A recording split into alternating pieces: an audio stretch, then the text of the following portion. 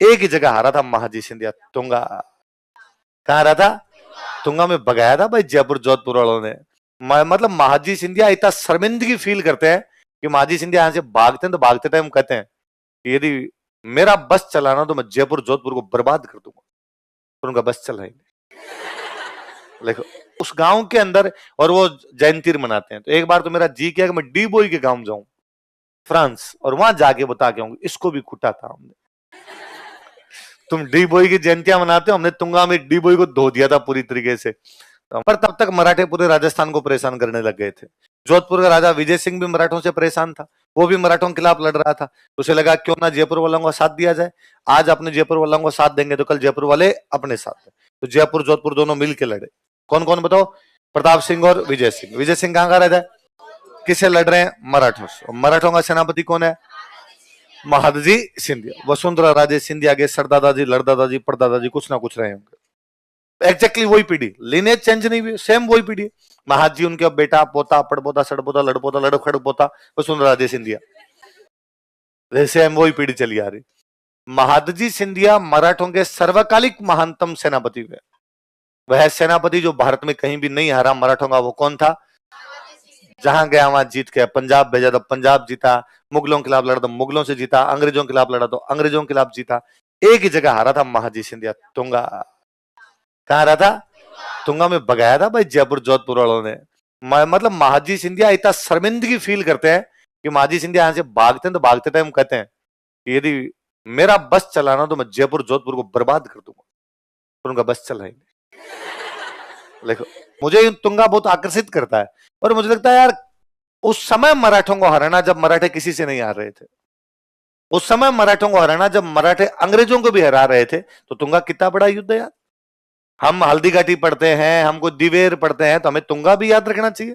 यार तुंगा में हमने मराठों को हराया था, और ढंग से। मतलब मराठे भागे थे यहां से वापस, वैसे हराया था। अरे यार आपने कोई तुंगा को याद ही नहीं करते, तुंगा तो याद किया जाना चाहिए। तो मैं ये बात लॉकडाउन के अंदर निकम्मा ही बैठा था, तो एक मुझे लगा यार तुंगा के बारे में पता करना चाहिए। तो एक कर्नल साहब है, तो कर्नल साहब हिस्ट्री में खूब जानकारी रखते हैं। तो मैंने कर्नल साहब कहा, कर्नल साहब तुंगा चलते हैं। कर्नल साहब ने कहा चलो। कर्नल साहब सीनियर बंदे ही हूं काफी। हमने यहाँ से रवाना हुए, गए तुंगा। भाई तुंगा जाके हम तुम्हारे पूरे तुंगा घूम लिए, एक आदमी को नहीं पता लड़ाई कहां हुई, और न किसी को ये पता कि छतरियां हैं। अब हम एक दो से किसी से पूछ के गए, तो एक ने तो किसी ने पीछे की तरफ भेज दिया, तो खुला सा मैदान पड़ा है एक। हाँ, और वहां पर एक छतरी है, पर वो छतरी तुंगा के युद्ध की नहीं है, वो छतरी किसी और योद्धा की है। एक भौमियोसा महाराज की छतरी बनी हुई है, छोटी सी छतरी है, और वो कोई अजमेर का राठौड़ था और किसी लड़ाई में काम आया था। उसका हमारा नाम है बाकायदा, अजमेर का फलाना राठौड़ है जो यहाँ पे लड़ता हुआ मारा गया था। तो मैं यार ये छतरी तो नहीं है। फिर आपके तुंगा में एक पत्रकार महोदय है, सुनील जी, सुनील सुनील आगे मैं नाम तो भूल गया उनका, सुनील शर्मा है ऐसे कोई नाम है सर, नहीं नहीं, वो सुनील जी जिनसे हमने बात की, सुनील जी नाम था। तो हमने उनसे बातचीत की, उन्होंने बाद में हमें भेजा। आपके तुंगा के बाहर वाली साइड में एक सर है जो पहले आपके तुंगा स्कूल में हेडमास्टर सर थे, अब वो तुंगा के बाहर घर बना के रहते हैं, जहांगीर सर है। हम उनके घर पे गए। वो सर वाकई बहुत सज्जन, पोलाइट, हम्बल, विनम्र बंदे एकदम। घर का काम कर रहे थे उस टाइम, कोई उम्र है काफी।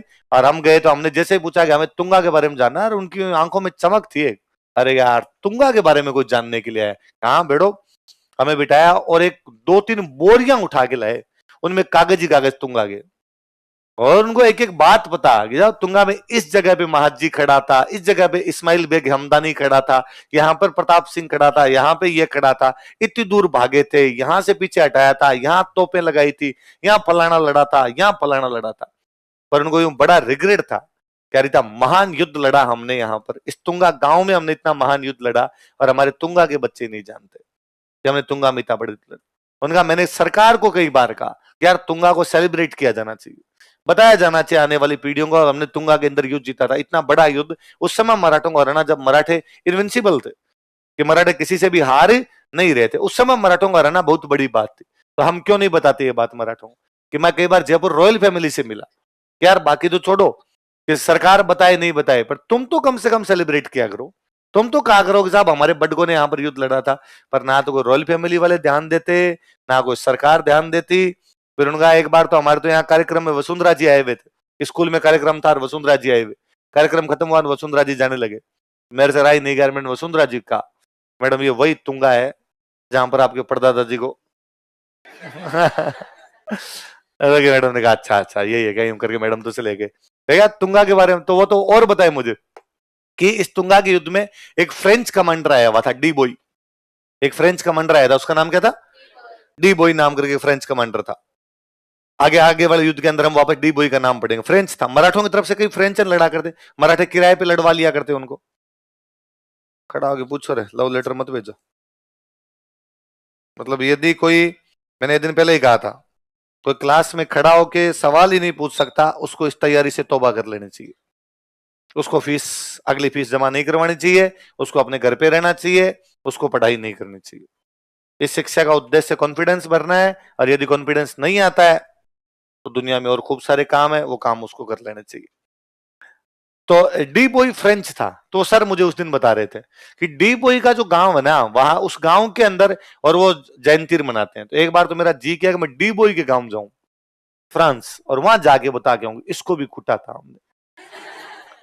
तुम डी बॉय की जयंतियां मनाते हो, हमने तुंगा में डी बॉय को धो दिया था पूरी तरीके से। तो हमारा तुंगा तुंगा है भाई साहब। तुंगा का युद्ध कब हुआ था? तो कल तुम मुझे 10 बात बताओगे तुंगा की। 28 जुलाई को हुआ था, लिख लो 28 जुलाई को। ये तो कम से कम इन्होंने बताया। 28 जुलाई 1700, गलत हो गया तो देख लेना, मैं तुम्हारा तुंगा कर दूंगा। है, माधो सिंह ने किला बनाया था तुंगा। अच्छा, सेना रुकने के लिए छावनी होगी उस टाइम की। किला है, किला, किले का मतलब वही होता था, सेना के रुकने की जगह होती, उन्हीं को किले बोलते, उसी जगह पे किले होते। पर तुंगा में इतना बड़ा किला तो कहां पे? माधो राजपुरा वाला है, तुंगा थोड़ी कहोगे। माधो राजपुरा तो माधो सिंह ने बनाया था मराठों को हराने के बाद। हाँ, माधोगढ़ बोलते हैं, माधो राजपुरा बोलते हैं। तुंगा से कितना पड़ता है वो?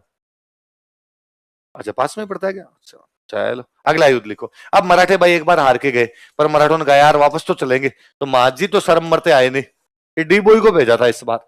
लिखो पाटन का युद्ध। सीकर में जगह पड़ती है पाटन, पाटन पाटन। अपने वाले वापस,